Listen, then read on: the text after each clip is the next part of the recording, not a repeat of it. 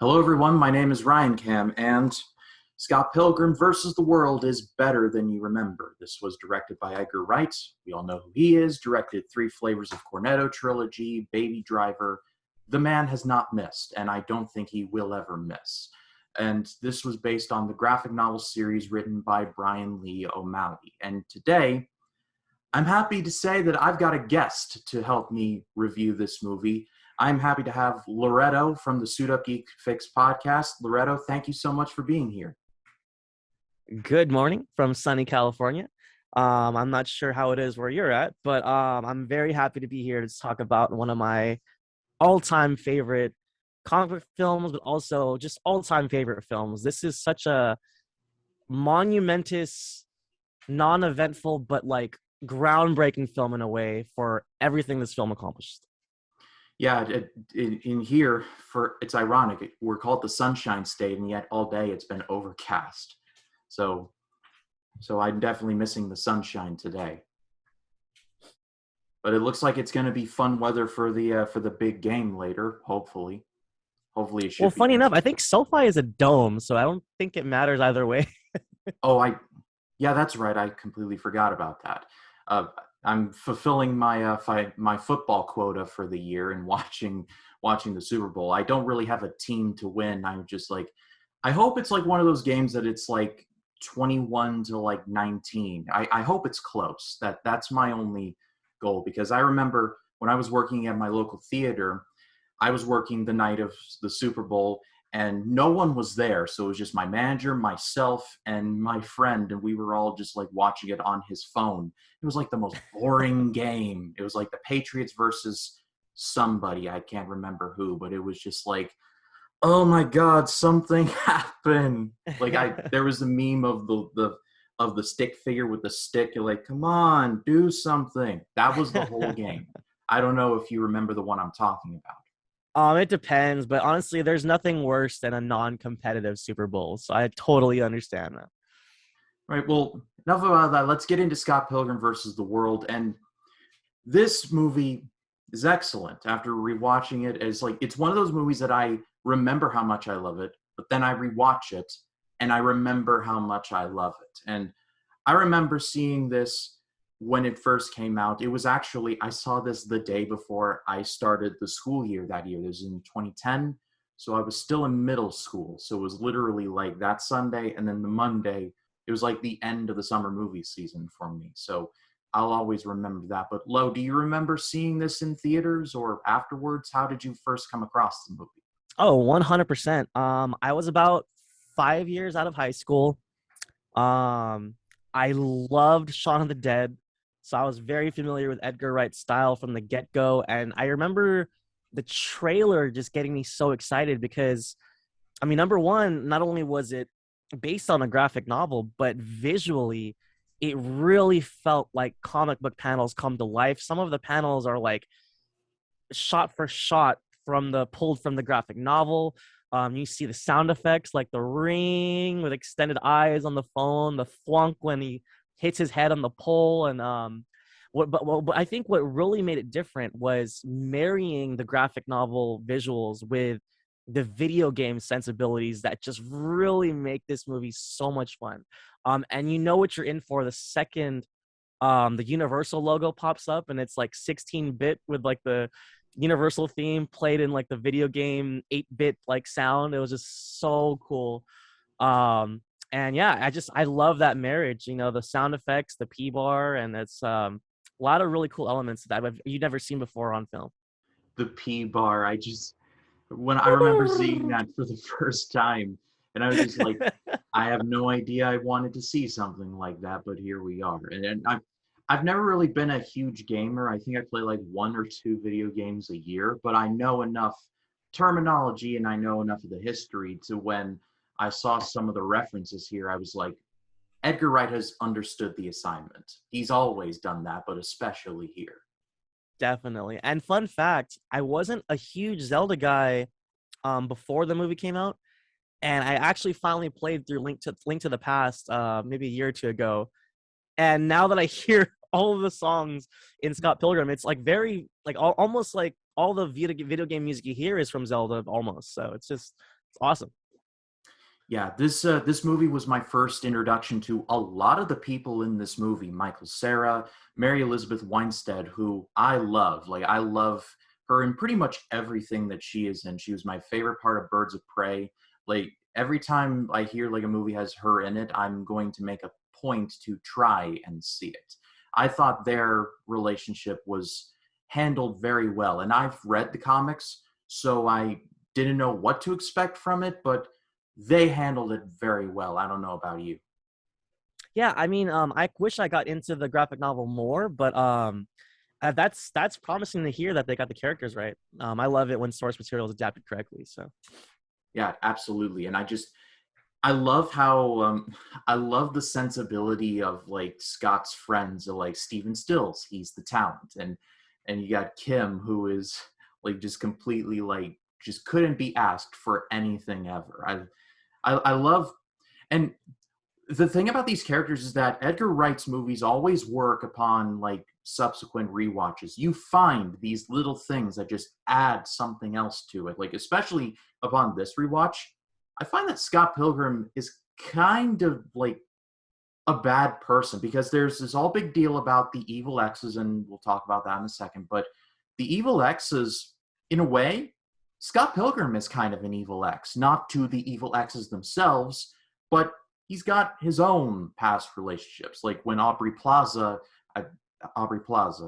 I believe that's her name, is going into her like like that time when you dumped this like it was a mutual thing, and then when she says when you dumped Kim, and he's like Kim got over it, and it pans to Kim, she definitely did not get yeah, over it. So it was interesting to see that upon this rewatch that Scott Pilgrim is kind of an evil X to his exes, maybe not on purpose, but definitely not a saint, is I think that's fair to say.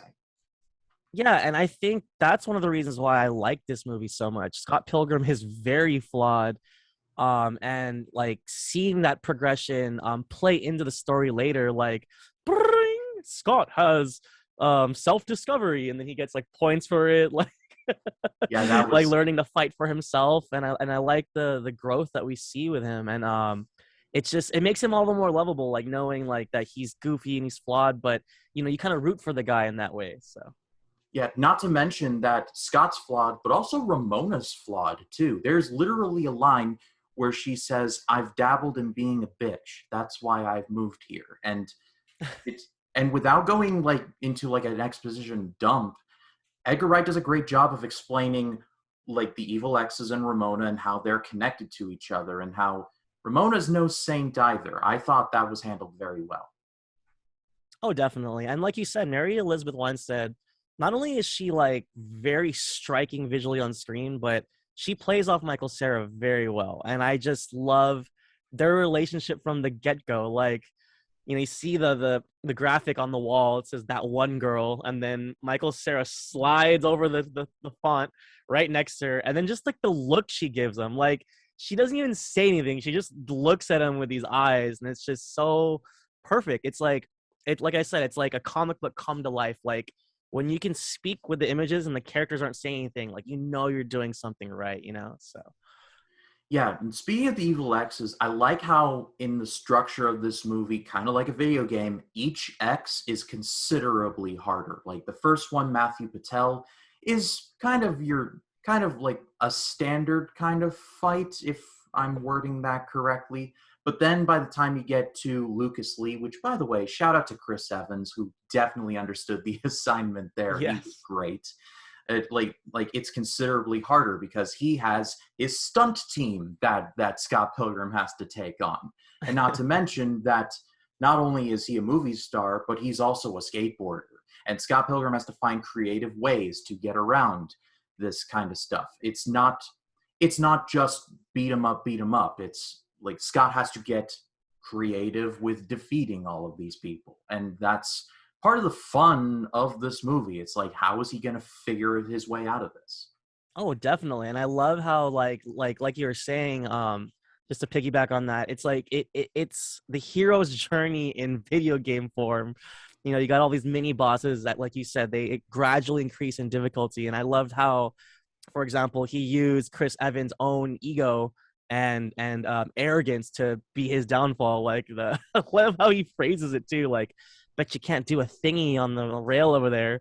It's And he's like, called it's called a grind, grind, bro. bro. I bet you can't Like do it. such a razor sharp script, so funny and witty. And yeah, no, that journey is just awesome to witness. Yeah, and then you've got like props to Edgar Wright for casting not only Captain America in a movie, but a Superman in a movie as well. Because X number 3, well, actually, Superman and Captain Marvel, and they're a thing. The, like, Yeah, like no, the it's so cool. like in hindsight, it's just so much fun. The possibilities there, and then you get to X number 3, and it's Todd the vegan, which I now the meme culture is now a thing. That whenever I was watching this, I'm like, wait, I thought the internet told me soy was supposed to make you weaker. What is that?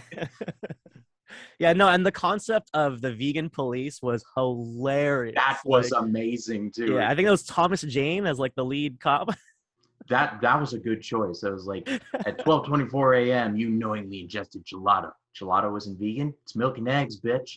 Yeah, and then the definitely one of the best lines in the movie. and then the second line where the other cop is like, you knowingly had a plate of chicken parmesan, and Brie Larson's like, and Todd's like, chicken isn't vegan. And like, what was the part about you not eating anything with a face, dude? Like you like check yourself before you wreck yourself. That's all I'm saying. Definitely. That was one of my favorite boss fights too. Like it had multiple stages, and then Scott gets back up and he has the bass battle. It's like D, and then you just see D D D D D. I don't know why that made me laugh so much, but I love the video game of like bass battle, and it's like begin, and then Todd just completely destroys him and his guitar. Oh, I was so sad to see that guitar get No, and destroyed. I think what's so striking about all of Edgar Wright's films is just the editing, especially for sequences like that. It's magical. It's I hate to be that guy, that annoying film Twitter guy, but it's cinema. Like it is. Like it's just beautiful cinema. Well, at least you're not the gatekeeping type like that one guy the other day who was commenting on the Boba Fett stream, like, you forgot to mention John Ford and Akira Kurosawa. Like, I have never seen a gatekeeper in person, but now that I have, and I don't like it. It's like we're talking about a Boba Fett show and you're mad I'm not talking about John Ford. Like, come on, man. Like, and you know what's funny is my gunfight at the OK Corral reference was pretty good. Yeah, I actually pulled up some stills and whatever. I'm not gonna cry over yeah. non-spilled milk. That was even a non-issue. It's just a weird person on the internet just being grumpy. Let's just move along, move along, move along. Yeah, move But along. Nothing to see here. my favorite boss battle, and I don't know if you have a particular favorite, but my favorite, and this may be a bit random, is the Katayanagi twins battle. Like I love how it's amp versus amp. I had no concept of what that was, but turns out it's two bands against each other, and it's just I love how it's like this like EDM style band against like Scott against Sex Bob-omb, and just how it manifests itself as a dragon versus like this demogorgon style monster, and it is like it's so strikingly just amazing. And I love how like when Sex Bob-omb's song begins, Scott Pilgrim is like, this is the beginning of the song. I'm like, thank you, Captain Obvious, we would have missed that.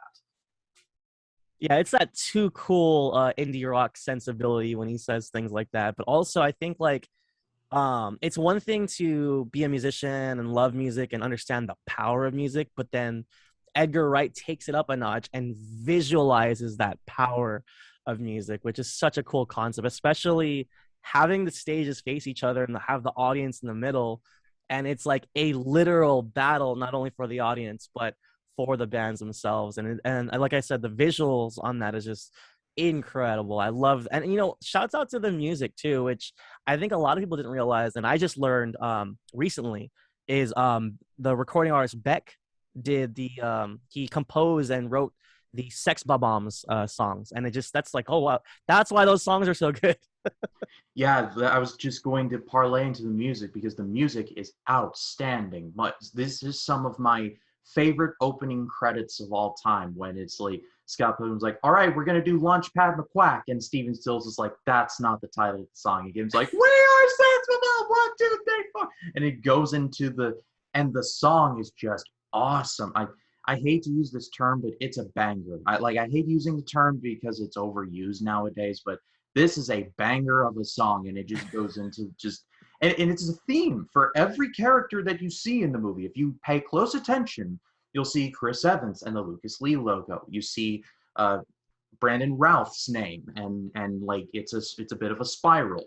So in a weird way, it's kind of like Edgar Wright's other movie, The World's End, where he secretly tells you exactly what's going to happen. You just don't know it yet. And then when you watch it again, you realize that he was pretty much telling you exactly what was going to happen. You just didn't know about it. And then there's the opening credits song, and then there's the whole Ramona, like that song is like, it's kind of basic, but it also works too. I like that song. I like the song By Your Side when Ramona like takes Scott to her apartment, and she's got all the teas, the blueberry, the ginger, the sleepy time.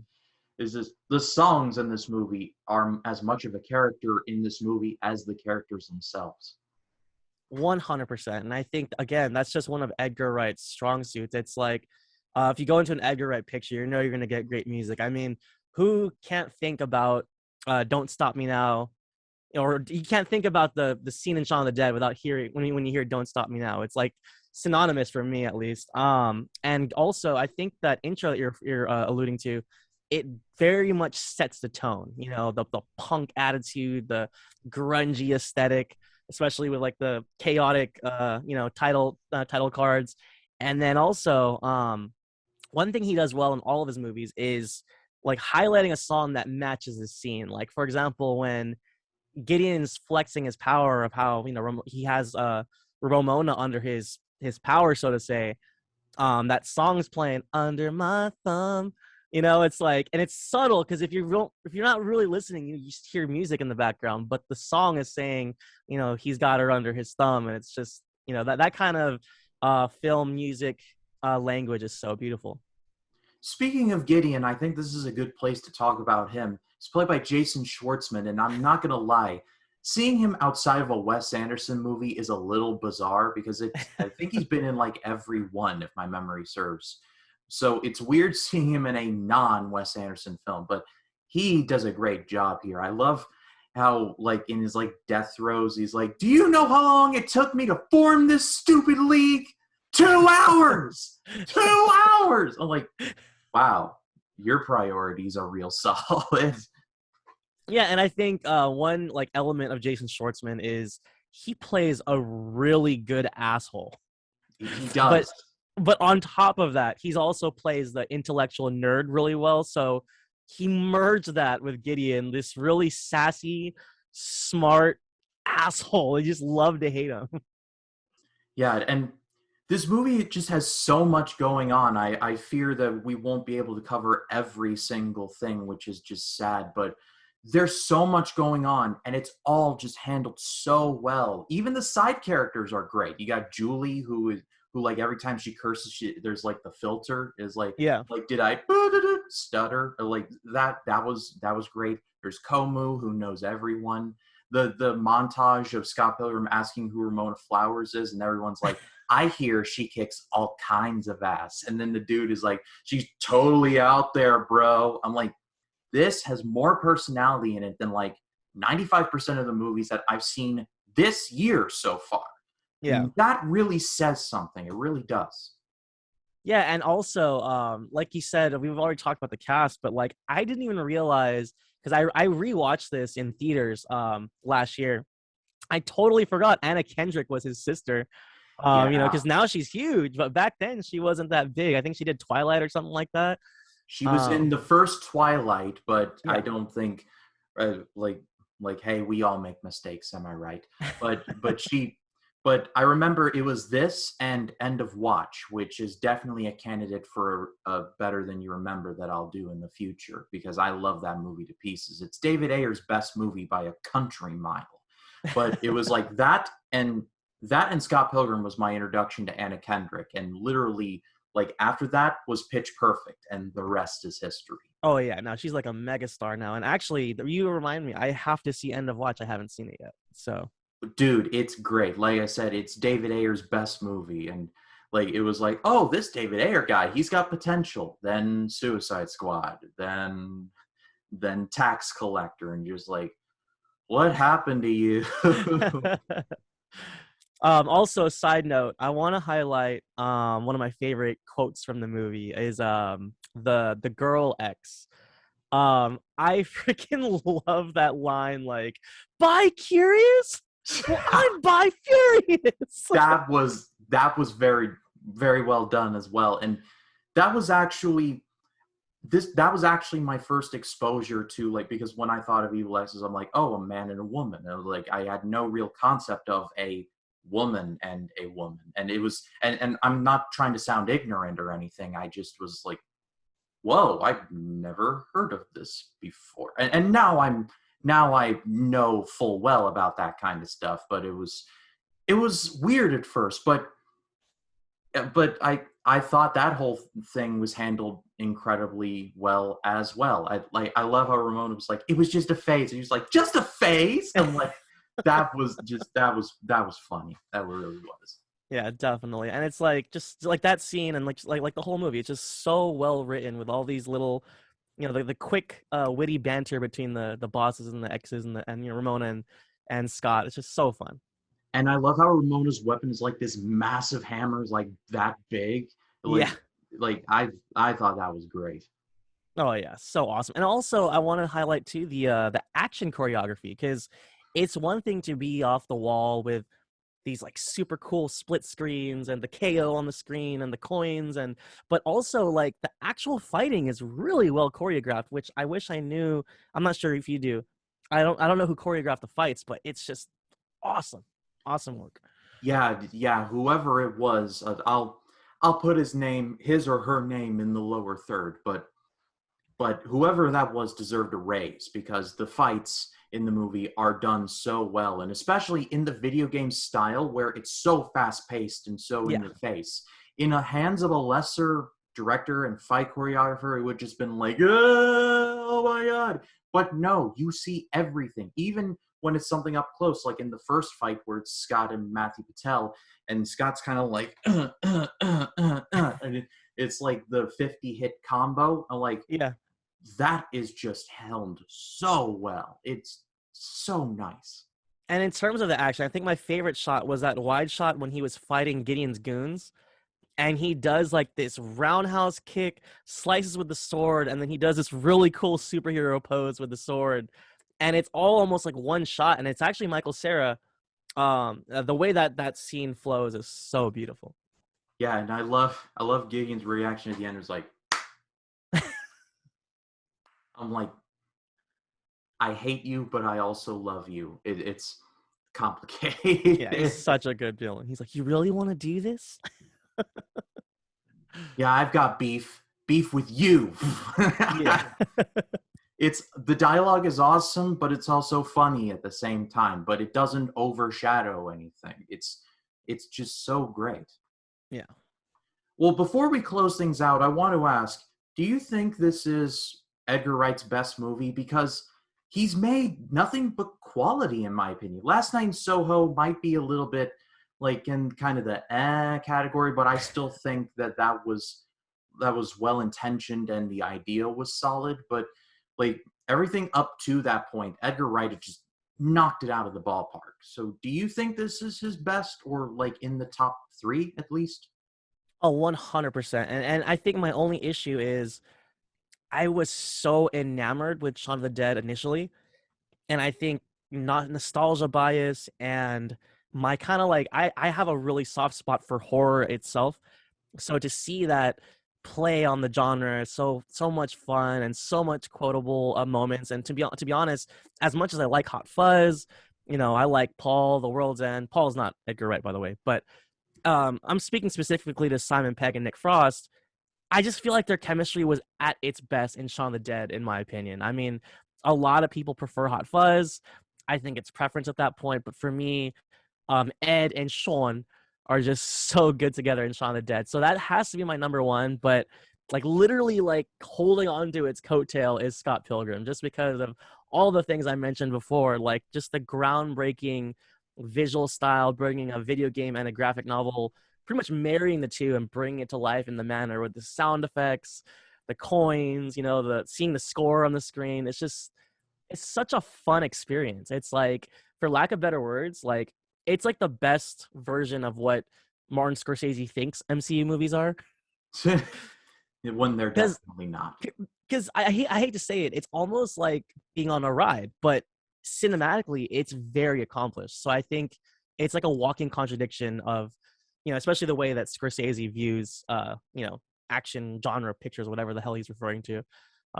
He's grumpy sometimes. So By the way, before we do close things out, I did look it up. The stunt coordinator was Bradley James Allen, who recently did the stunt work for The King's Man and Shang-Chi, believe it or not. see, that makes a lot of sense.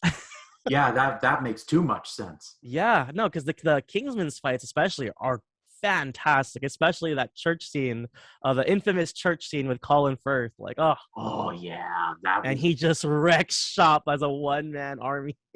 like Freebird is an excellent song, but I will know Freebird for two things: the Fabulous Freebirds, the wrestling tag team, and Kingsman: The Secret Service. Those are the only two.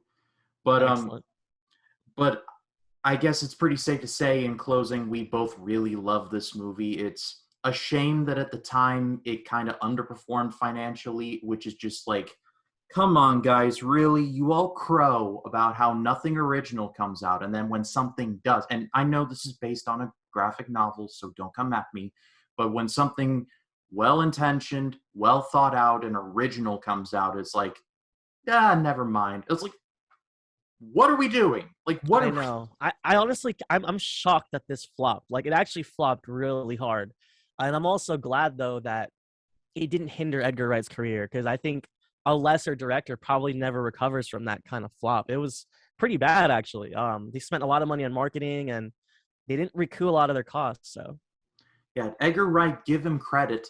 Like he bounced back with Baby Driver, which I mean, Kevin Spacey stuff aside, is still a fantastic movie. I still listen to that soundtrack quite a bit, oh and yeah. and also, and this is going to be a bit of a hot take. My favorite Cornetto movie, The World's End. Now, I will hear compelling cases for Hot Fuzz and Shaun of the Dead. I love both of those, but I think pound for pound, World's End is just the best one. I love the scene at the end where Gary King is almost at the world's end, and and and Andy, I was struggling with the name. No worries. Andy catches up to him and he's like, "Gary, you need help." And he sees like the wristband, like the hospital wristband. And Gary King's like, "I tried to get help, and it didn't help. They tried to tell me when to go to bed. Me, Gary freaking King." And that's the other one, but that scene is so good because throughout the movie it's been a metaphor of Gary King just never grew up. Everyone Yeah. else did.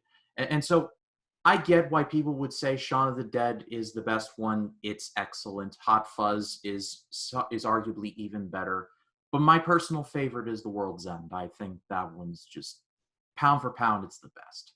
Admittedly, I need to rewatch that. I haven't rewatched it since I saw it in theaters, but I did come out feeling kind of lukewarm on it. But I definitely want to revisit it for sure. Yeah, it's definitely the one where people are like, I don't know about that. And I'm the one over here like, are you serious? That was awesome. Like I'm the one dude who was like, hey, you need to watch this again. It's secretly really good. Well, anyway, Scott Pilgrim vs. the World, if you all have not checked it out recently, I do highly recommend it. I do have the Blu-ray. I'm not sure if it's streaming. Wait, it's actually on Peacock. I was doing research for my other podcast with Rachel over Rachel's Reviews, and I did see it on there. So it is on Peacock. See it and watch it. It is better than you remember. 100%. Well, anyway, that's all for us. Thank you all so much for watching. Loretto, thank you so much for taking part in this. I hope you can come back for something like this in the future because I had a lot of fun with this. Yeah, man. Thanks for having me. I love talking shop and especially something I'm passionate about. I'm not sure how much of that showed, but this movie speaks to me in so many different ways. And Edgar Wright, chef's kiss. He is a masterful filmmaker. I'm so happy to be alive to witness his glorious filmmaking. Absolutely. And I know I mentioned you are one quarter of the Suit Up Geek Fix podcast, but where else can people find you? People can follow me on Twitter and Letterboxd at Marcellus Durden. Yes, it's like Marcellus from Pulp Fiction and Durden from Fight Club. Please follow us on Twitter at the Suit Up Geeks. I am one of the 4 hosts there, and we have a lot of stuff happening. We're doing trailer reactions for the Super Bowl trailers today. Tomorrow we are doing our road to the Batman. Who's not excited about the Batman? We're comparing Seven versus Zodiac, because obviously the Batman's gonna dive into Batman's more detective murder mystery style kind of story here. So we're going to compare those two epic David Fincher films. And then later on this week, we are having our Harry Potter trivia. So please check us out Ooh. on YouTube, Instagram, and Twitter at the Suit Up Geeks. Well, that all sounds fantastic. I'll definitely have to get with Dibes to see if he'll let me into that Harry Potter one, because I don't want to sound like, I don't want to get arrogant and say like, oh, I'll clean house, because I know that there are actually some Harry Potter like card sharks out there, and I think I may know a little bit, but there may be people who know a lot. But I'm gonna get with him and see if he can give me a shot. But Suit Up Geek Fix YouTube and Lowe's Twitter and Letterbox will be linked in the description below. Do check them out. I've been a grateful guest for their Book of Boba Fett review series, which was so much fun. It was honestly fun to do that more than watching the movie itself, if I'm being completely honest. But Hey, no worries. It's like that sometimes. I think me and Dives get sad when we finish a season because part of the experience is talking with it, and I'm so glad that you were able to join us. Regardless of the ups and the downs of the series, which admittedly it wasn't perfect, but still it was fun to share that with other people. And again, we were very grateful to have you, Ryan. well, I'm hoping to be back very soon. But if you would like to if you would like this video, please be sure to leave a like, comment your thoughts down below. And next Sunday on the channel, will definitively, I know how to speak, be my first reaction to 2010's The Social Network. Some of you have probably heard of it, so do check it out. And if you like this video, please do hit the subscribe button and click the bell to allow notifications. That way, when a new video drops, you'll be the first to know about it. My name is Ryan Cam, that's Low, and we'll see you in the next one.